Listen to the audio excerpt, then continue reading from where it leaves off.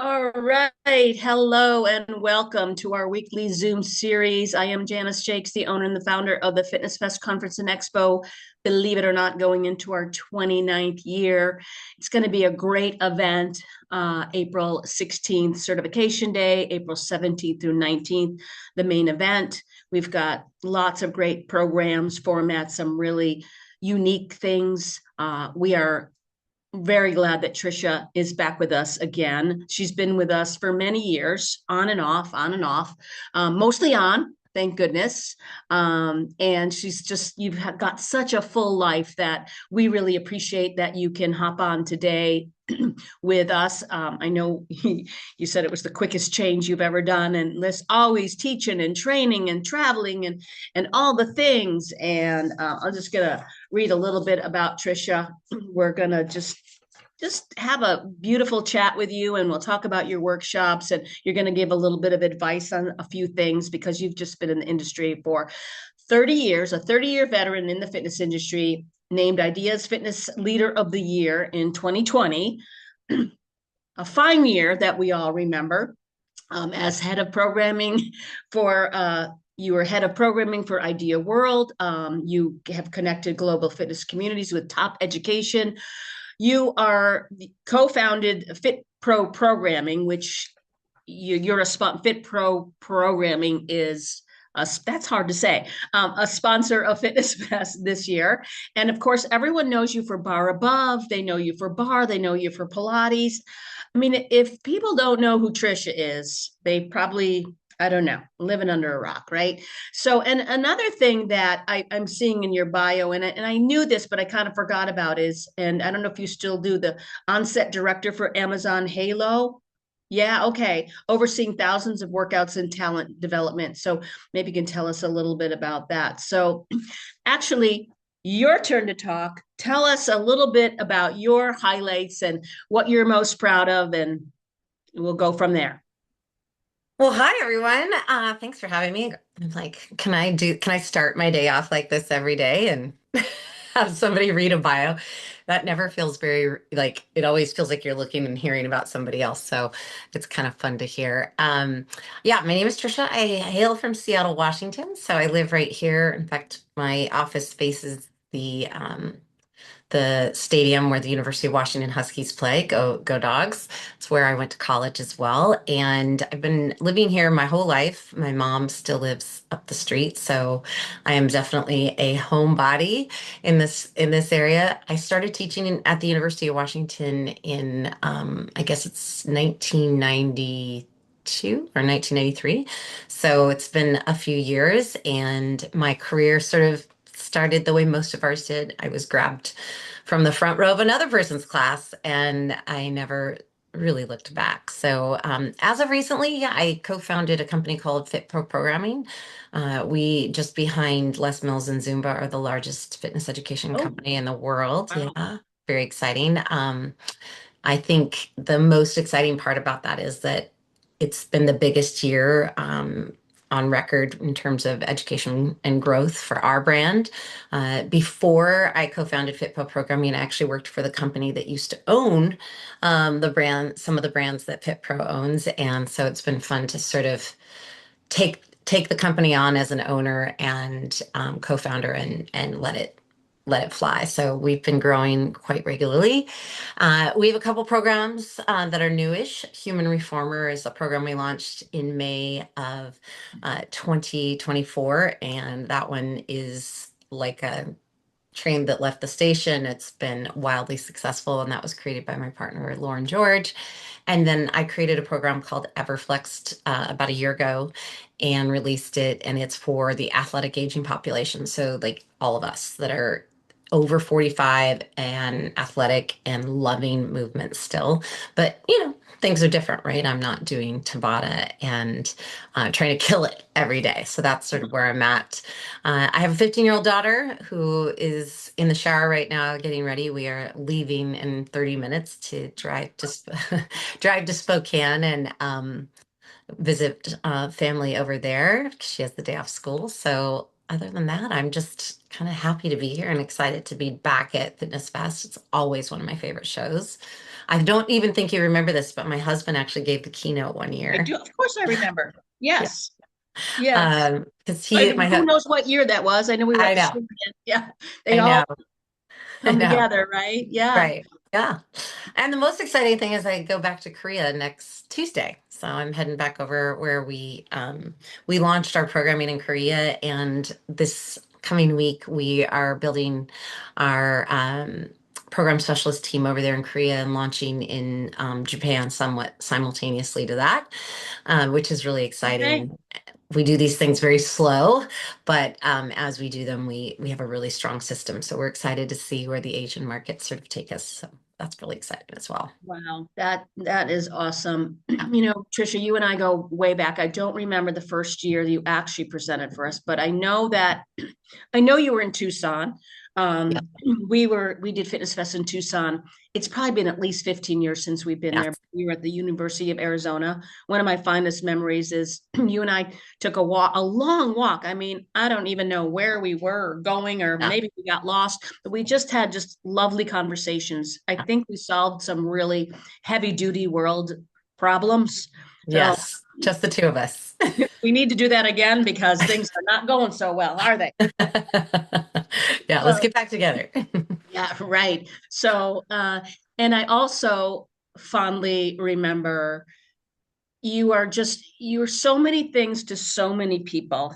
You just your heart is so big, Mhm. and you to hear all these things that you do and the balance of life you also have, because I see you on social media skiing and with your daughter and traveling and somehow, you know, creating all these programs, being the founder of all these things, traveling overseas, all that stuff. Somehow you always manage to take time to you truly care about people. And I when COVID hit in 2020, and it gives me goosebumps, when we were supposed to have our live event in April, and you were such a strong confidant for me. And I'm like, what the flip do I do? And you just gave such amazing advice, and you just listened and you know and listened to me freak out and like what you know you were going through the same thing, like you had to turn you know so many things online. um so I've always appreciated that, Yeah. and I see what you do for others as well. um, I think I probably paid you back for all those favors because I lent you socks that year at Idea World. Okay. So I think we're For that. even. No. That was So a major deal. I, I, and this sounds really silly, but for someone to be, you know, feel comfortable in saying, my roommate, I think it was Lauren, maybe, he used all my socks. Oh, this is being recorded. Sorry. Do you have any socks? So we met for breakfast, and Yeah. hopefully they were somewhat clean. So anyway, Sure.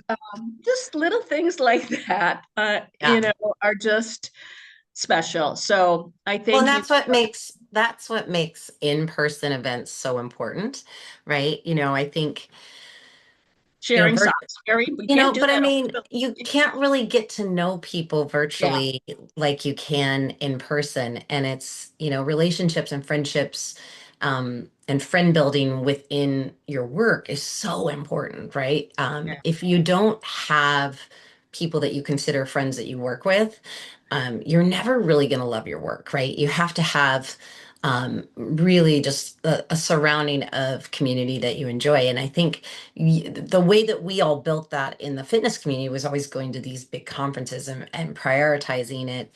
And it's so sad now to see that, some of the shows are getting smaller or they're disappearing altogether. And I yeah, think it's such a bummer. I get it. I get the, financial investment is great. I get that the hourly pay is not always easy to make up when you invest in yourself. But sometimes I think it for me was never about the trade-off. Could I go to a conference and invest the money and make enough money to make that up? It was like I went because my people were there, like this culture of instructors that I wanted to be surrounded with, and was sort of, you know, holding on to what they were doing and being inspired and then becoming friends and all the things. So yeah, I think it's really important that people come to an event in person Yeah, the at least once a connection, year.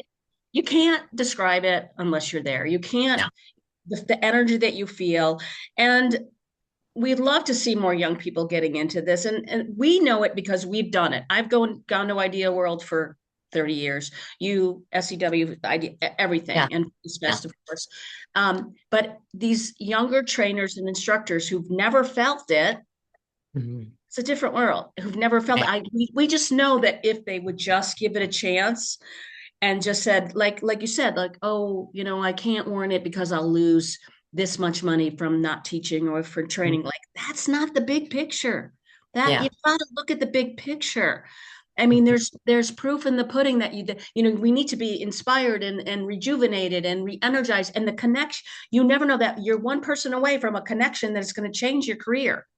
And Yeah. I know that the retention rate, and we talked about this with Jeff from Exercise Therapy. He was on, I don't remember if it was Mhm. last week or the week before, but it's about like the retention rate for personal trainers is like, because nobody nobody Mhm. takes the time to invest in themselves. There's Right. many reasons that it's not Yeah. working, but Yeah. so yeah, I'm glad you talked about that.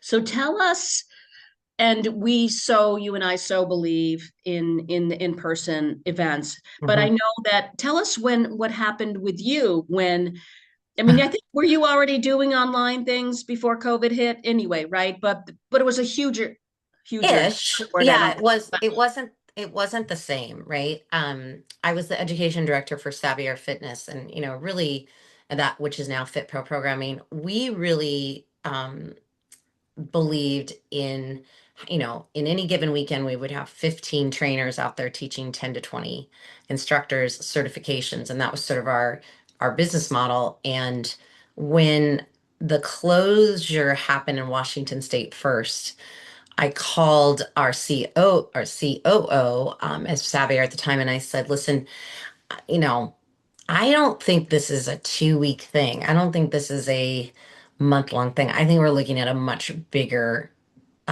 commitment, and we have about a day and a half to take all of those people registered for the next month and flip them virtually. And then simultaneously, we knew we had to create a virtual experience that was of high enough quality that people wouldn't feel like they were ripped off, right? So that's always that balance. And it was about 2.5 days, and we basically said we also want to make sure that the instructors that had booked these trainings were still going to make and generate money during COVID.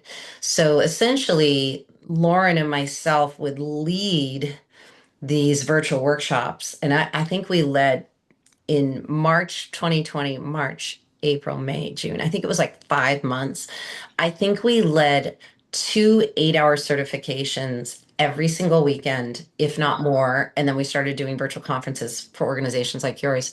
And this went on for months and months. I feel like it was everyone else was like, oh, I'm organizing my cupboards, I'm doing all these things. I was dying. I was literally so exhausted on such a different level. And then we became pretty good at it. We had robotic cameras and we really figured it out. And then people like you called me and said, can you help me? And Schwinn actually flew up their representative Becky Muck, and I helped them do their virtual events. What we figured out is that you could keep people, our team making money. So I had trainers who were still making, $500 to $1,000 on a Sunday, even though they were stuck at home. And maybe they yeah, just sat on the background and helped me monitor the certs. But it was important to us to keep everybody working on some level, right? It wasn't perfect. We couldn't do it forever, but we were able to kind of keep people above water there for just a little while, as well as our own company, right? My husband's company my husband owns a large recreational sports league, and his company was shut down for nearly 2 full years. So we went from two incomes to one overnight. And so there was also like a drive for me personally to, like, I had to yeah, completely shift and pay the bills, which was really scary and also a good challenge for me. So it was a scary time, but it was also a big shift in learning and how we approach learning. So it was exciting. It was, and now looking back, I'm like somewhat grateful that we learned Yeah. how to do things differently. Yeah. I mean, look what came out of it differently in spite of that. I'm sure the stress Mhm. of, having to make that money and all the shifts that you had to make. Like, how do I figure out what cameras do I use and what, and Yeah. keeping people employed and Yeah. whoa. But, on the flip side, it led to, I was able to pick up personally, I was able to pick up contracts in videography and production, which I'd always had some gigs in that were always NDA related. So I'd get hired to do something for a production company and I'd have to be quiet about it. But I had the opportunity during COVID to do a lot of production work and be behind camera for companies like Amazon, Swirkit, others that I can't name, but there were opportunities there that hadn't been there before as well. And, Mm. even now I would say I get hired to do production gigs pretty consistently, which is fun and somewhat lucrative, right? So for me, it's all about piecing together how I make a living, right? So the company I now own with Lauren now is our full-time job. But now I'm a little bit overemployed because I was willing to say yes to projects along the way. So now Yeah, it's, or yeah, should, whatever yeah, words you want to use, right? yeah, Yeah. Yeah. So talking about the online and the camera presence, and this would be a whole course, I'm sure, yeah, but do you have any advice for anyone who might be listening live or yeah, the recording? A lot of people listen on a recording. Hello to everyone. Um, on getting started or being better at camera presence and recording their sessions or whatever, yeah. their I, workouts. over the years, I've put together, I have like a little director's playbook, and I would actually be happy. I can't do it right after we hang up, but I will actually send you guys my like 10 tips and tricks Oh, thanks. for being on camera because most instructors should actually be teaching as if they're on camera in person. Yeah. So on camera, there's no us, there's no we're gonnas. It's what we call directive cueing, meaning like today when I taught my bar class, I don't say, okay, now we're going to do posterior lunges. It's posterior lunges are next.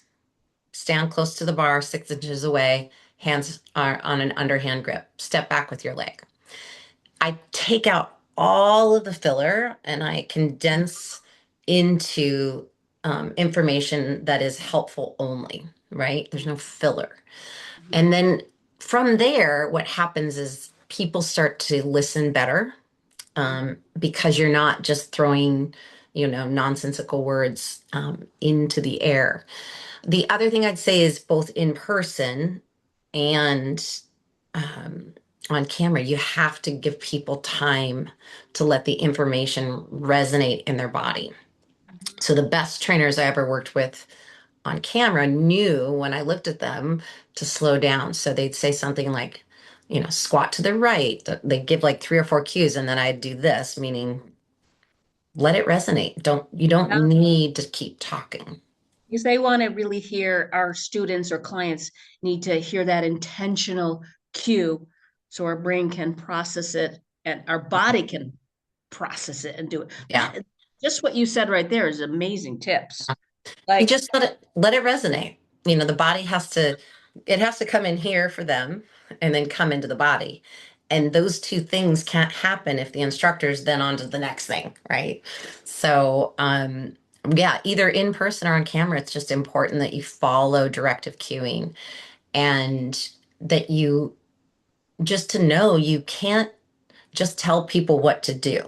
I've gone to bar classes even recently, lunge back, step down, lift lower. It's just, you're just reading off what to do. right. You're not telling me how to do it well. And I Mm, think that is the big difference for most instructors. I love that. And I love that what you said. It's not just, it made you a better online teacher. It would make us, but makes you a better in-person instructor Hmm. as Hmm. well. Yeah. That is. And And when you you're have, saying all this, I'm thinking about different instructors that I take, and I'm like, "Oh, wait a minute. And my brain's probably slower than most people's too. So yeah, we have adult, and everyone has different ways of processing, right? And yes, they're different. So when you're teaching a class, you'll have people in that very cognitive phase of learning, right? And they can only process so much information at one time. And then you'll have people in like an autonomous place where they are almost on autoplay. They're not even, they're barely hearing you. And then you have everybody else in the middle. And so speaking to different types of learners is one thing. You can only give cognitive learners who are new so much information. They can yeah, only process something like 2 or 3 bits of information per exercise cycle. So if the most important thing in a squat is that their knees are driving towards their toes and their weight is back and their chest is lifted, that's the 3 things that they can process. All the other stuff is out no, there. yeah, And then you have auditory and visual learners, both in a virtual environment or a digital environment, and then in person. Those 2 types of learners have to be successful in your class and in your digital experience simultaneously. So the visual learner needs to watch, they're barely listening. The auditory learner is holding on to your every word.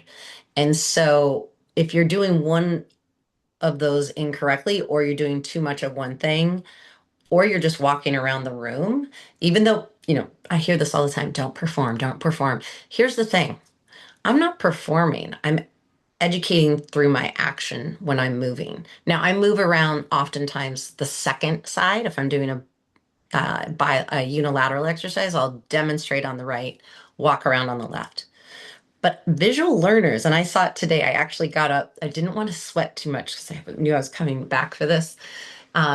And I remember I got up and walked around and I looked at a woman in the back who was pretty new and she was like, what, what the heck? So again, it's more complex what we do. Our communication yeah, is more complex than we give ourselves right, credit for. right. Yeah. Oh, I love it. I am glad we talked about this because that was really valuable. That was really valuable. And I think we all got a lot out of that. So thank you for Good. that. Good. Let's talk about the workshops you're going to be doing at Fitness Fest. Human Reformer is one of them. You're also going to be on the panel, which is fitness trends. And Mhm. we don't want to give too much away about that, but would you just say one or two sentences on where do you think we're going as an industry? What do you think is coming up next, or what's exciting? Whatever way you want to put it. Well, I think that the first step is recognizing that group fitness has largely been relegated um, to 1 or 2 brands, or three brands, including us and a few others. We have to help people who are programming group fitness to see that we are a complex, um, uh, that group fitness needs to be the bread and butter of a gym, and that the programming actually has to be more complex than they're giving it credit for. If all you're doing is throwing Barre Above and body pump and Zumba on a schedule, all those things are important. I own one of those companies. I think it's really important to have um, some of the programming that all of us offer. But if you relegate group fitness just to 2 or 3 brands, and you don't let instructors have some creative um, impact on what they teach, A, those instructors are not going to last for long. And B, you're really oversimplifying what we do. And I think a lot of what's happened in group fitness is everyone's relegated group fitness into a bucket of like, just give them choreography and they can copy it. And the truth is, a lot of group fitness dollars have left gyms and gone to studios because the club owners and directors don't see value in what we do and how we impact the bottom line of a gym. And part of that is they've oversimplified what we do. And I think we have to get back to a place where there's a balance of pre-choreographed and I don't call it freestyle because I think it sounds like we walk in willy-nilly. Like, Yeah. oh, I'm a freestyle instructor. What am I I going don't to know do what I'm today? doing today, but I'm No, sure it'll be fun. no. I'm a well thought out, Yeah. independent content creator.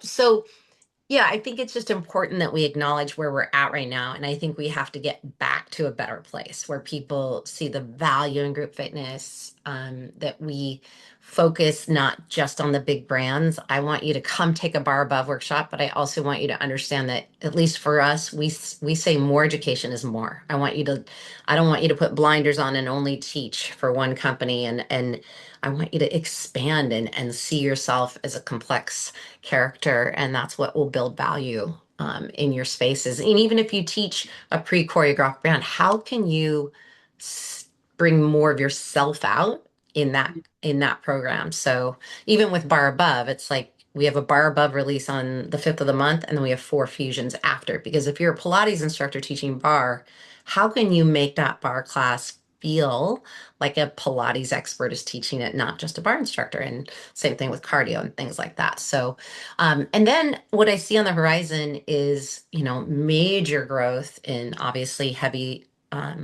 strength training. And I think we have to be cautious in that, right? We have to figure out how in the group fitness community we do that wisely, and that we're not just jumping on that bandwagon, right? You don't want to just add classes. Like Pilates has done this a little bit, where it's like, we're just going to put reformers in the room and do an 8 hour training on a reformer and hope for the best. It's like, you can't just copy a trend. You have to understand what the trend is, how to correctly program it, and then how to hire talent that's going to launch it. And so I want to make sure that we're not just buying heavier weights and throwing them in the gym or in the group fitness room.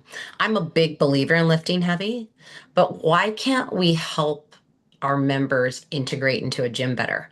Do Pilates with Janice on Tuesday, and then the Pilates instructor says, by the way, there's a heavy group, small group training session happening out on the weight room floor where it belong, where it can live successfully. How come we're not helping each other instead of trying to take each other's business? Mhm. Um, so that's what I see. And then I think Pilates is still going to grow. I think worldwide, Pilates hasn't even seen its full expansion, and bar is still. I mean, you can't. Bar is still packed. My class was sold out this morning. I see about 100 classes a week, even at the studio I teach in, that is packed. In Barre Above, we've actually certified more people this year than any previous year. So it just it continues to grow. And then athletic aging is probably the Yeah. number one opportunity for all of us to grow. I think as group fitness instructors, the opportunity to teach people who are very interested in fitness and maybe have been in fitness as adults, but don't want to harm their bodies, but still want to sweat hard and not feel Yeah. like they're not ready for the chair, Yeah. but they're not wanting to kill themselves over here. There's just not a lot of programming for that. And of course, like, that's my baby, so I'm very prone to it, but I'm seeing it. I Yeah. think even that session on the Fitness Fest schedule is pretty sold out, right? The athletic aging. I think My that's one of. my team knows more about that kind of stuff, so they'll check on that. But yeah, so great segue into what you're teaching at what you're Yeah. presenting at this Fest, Human Reformer. Yep. Um, and for it's well, you tell what it is. It's we I mean, don't have human reformer is we utilize the flex cords, which is a looped band. I have one right here somewhere. But what we do is we take some of the very specific movements from a reformer, and we bring them into a mat workout. And so a consumer who loves Pilates, but maybe can't even afford to go to a reformer studio, which is probably 90% of the population can't spend $40 on a reformer class. This is a reformer class where you take the human body and allow the human body to mimic a reformer. We use things like gliding disc and flex cords, and it's just like, when I do the human reformer workout, I'm so sore in all the right ways, and it creates a higher value for your members. So you're creating this elevated Pilates experience without saying, "Oh, we're just going to put reformers in and launch, we were really trying to find that middle ground, which is what, YMCA's and gyms and what all of us have to do in group fitness is create these experiences that are elevated and give people high value, but at a reasonable cost. And that's always been our goal at FitPro. And I know it's been your goal at Fitness Fest um, is to always make fitness education affordable. So you're not, your conference isn't $700. Your conference is affordable, but still high value. So you can do both of those things. And that's sort of what we believe in as well. Some Yeah. that's so Human Reformer. It's a 60-minute masterclass. Yeah. Great class at Friday morning, first thing Friday morning, Uh-huh. 7 a.m. Get everybody started, and then group strength reimagined on Friday afternoon. So tell us more about that. You touched on how important we all know us, in particular women over 40, Yeah. strength training, and everyone's talking about lifting heavier and all that. So Yeah. Group Strength Reimagined. It's a class where we recognize you have to use the strength equipment already in the facilities. And so we're matching lifting weights with uh, layering content that intensifies as you layer so that that weight doesn't have to, you don't have to pick up 25-pound weights. You can start with 10 or 12 or 15. And the content and the programming layers it in such that by the end, your muscles are pressed all the way to fatigue. It's also choreographed so that if you do want to teach group strength, you actually get to move to the beat of the music, layer on content. It's so fun. I feel like when I teach that class, the hour flies by and it feels like I'm teaching this sounds strange, but it almost feels like a high-low class for group strength. And it just is so inspiring and so motivating. And it goes by so fast that all of a sudden an hour goes by and you're like, okay, I'm done. And it's not overly complex and you don't need super heavy weights, but oh my gosh, so much fun. Love that class. that's great. And that's a 90-minute session. So you always give education, even if Yep. it's an Yeah, hour. for So sure. you're the Yeah. education queen. But yes, so The way we approach education, especially in a conference environment, is we want to give you some knowledge. And if you like the way in which we provide education and share current research and share the approach that we see in group fitness, if you like it, you're going to want to do our educations. We don't need to sell it. We want to actually give you sells information itself. first, and then if you like it, you might come a year later and take the certification. We're coming to Fitness Fest to educate first, give you some great content. You will be able to take a lot of the content from the group Strength Reimagine and teach it on Monday. Like there's absolutely that's how you should see it as a sampling of how we educate and how we program. Awesome. We also, though, definitely want to put in the chat, and then when we send this recording out next Thursday, and we'll include your website or any other. I'm sure you have trainings Yeah. all the time, so we want to make Yeah. sure we do that. And then athletic aging on Sunday morning. It is not quite sold out, so still some Okay. spots for everybody to sign up, for people to sign up. So athletic aging, huge topic, of course, Yep. huge important. And in that workshop, what I did, in fact, I just did the workout yesterday here in my studio and I was dying. I was drenched with sweat. So I'm excited about that one. I, what I'm going to talk about in that workshop is basically five big things you can do in a group fitness class to keep the intensity high, but also teach to, you know, a body going through perimenopause, menopause, post a body going through previous injuries. Like, how do you teach a whole group of people keep the intensity up without like modifying for individuals? How do we teach to the masses and let everybody experience the class as they are that day, as opposed to cookie cuttering against the people in the room? So I'm really excited about that workshop. I'm also teaching that in China or Korea. So Okay. China, Korea, you're all over, who knows? So, well, that's great. yeah. And what website is the best place for people to go? Fit. Fit Fit Pro Programming. So PRO programming, Fit Pro programming. Okay, my girls will Uh, put that in the chat. We'll also awesome. share it when we do the recording. There was a question here about uh, what equipment, what equipment do you use for the athletic aging class? And actually created that program so that you can use what's in your group fitness studio. So, for example, yesterday, the workout I used steps, but you don't have to. Heavy weights, I use handled tube. I mean, honestly, it's what's in your studio. I really wanted to create something that was not a there's no additional purchase. Most people still have all of these things in their room, but the way that I teach it, you could use weights or handle tubing. You could use, we try to make it flexible is sort of the goal. Okay, and if you do have that flex cord Oh in your yeah, I studio, do. I'm what? glad I have pants on. I know. Um, So this is a flex cord. It's just different. The reason we have the flex cords is that you can put your feet in these and mimics a reformer. You can put your hands in them. It's nice and long. It has this base so that you can create these exercises that you would typically do in a Pilates class. And then if anybody wants to connect with me on socials, I post a ton of content. I post the most ridiculous TikTok yesterday. That apparently every fitness instructor shared. It was very, very funny.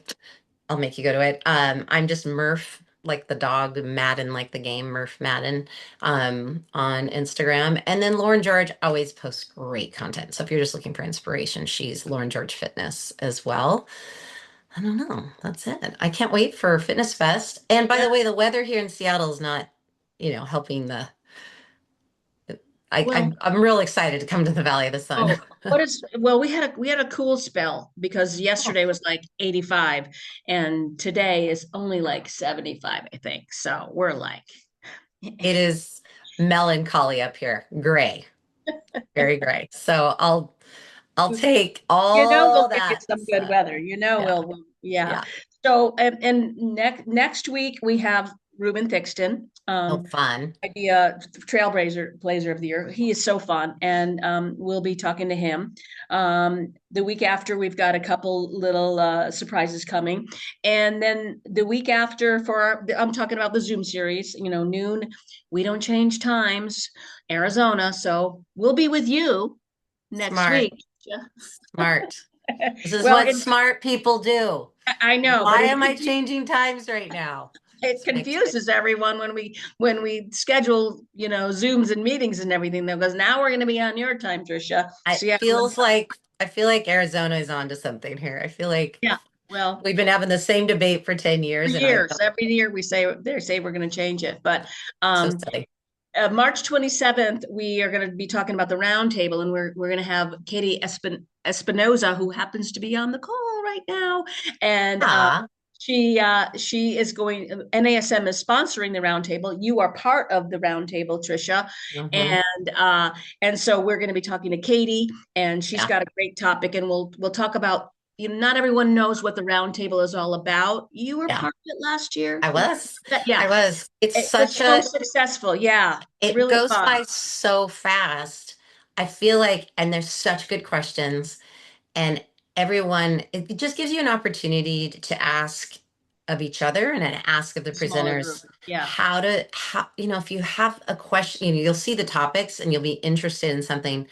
And what you learn in the 10 minutes they're talking can be like the most valuable thing you walk away from, and then you get to ask pining questions. Mm, And I think a lot of instructors right now are looking for how to elevate their certification and their education and then mm, simultaneously build a career. And I think yeah. that's what those kinds of roundtables do, is show the value in attaining good certifications and maintaining your certifications as well as building careers. So I'm excited. I think it's really fun. Yeah. Really, really fun. It's just Well, hard to get through it in 10 minutes. You're like, oh no. right, right. And it's Yeah. a standalone session, and we did it. It was so everyone raved about it last year. So Yeah. obviously I'm different glad they're topics. sponsored. It's so Yeah, nice you guys are sponsoring. That really yeah. is like such a gift. So it'll Yes, be a it lot of is. fun. Yeah, yeah. And we're looking forward to meeting Katie in a couple weeks. And so every week, everybody, on the Zoom series. So I'm trying to see if I missed anything. We covered a lot. And I know that you're squeezed for time, and we really, really appreciate that No, you could join us. We're very looking forward to seeing you in just a little bit over a month. And you are always fabulous. And I thank you so much for coming back to Fitness Fest, Fit Pro programming, sponsoring Fitness Fest, being one of our sponsors.